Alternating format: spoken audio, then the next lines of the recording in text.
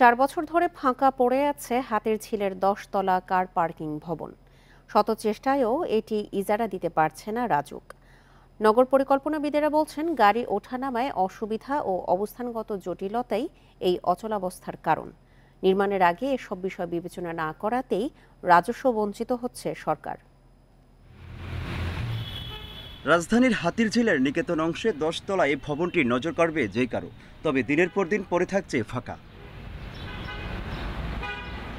হাতিরঝিলের মূল প্রকল্পের সঙ্গে শুরুতেই যুক্ত ছিল কার পার্কিং ও ম্যানেজমেন্ট ভবন। প্রায় 6 কোটি টাকায় বানানো এই ভবন ইজারাযোগ্য হয় 2020 সালে। এর নিচতলায় আছে রিসেপশন, লবি, ক্যাফেটেরিয়া।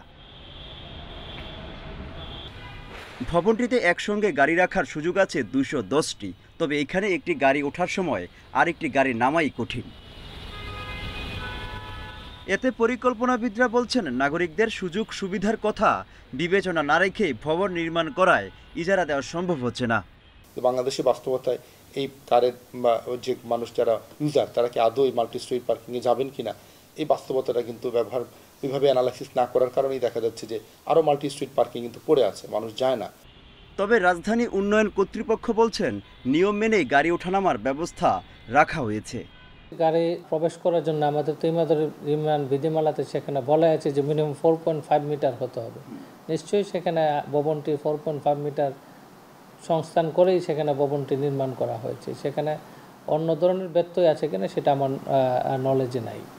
আর 4 বছর ধরে ফাঁকা পড়ে থাকার বিষয়টি রাজধানী উন্নয়ন কর্তৃপক্ষ বলছেন, ভবনটিকে একবার ইজারা দেওয়া হলেও গ্রহীতার অনাগ্রহে তা বাতিল করা হয়েছে।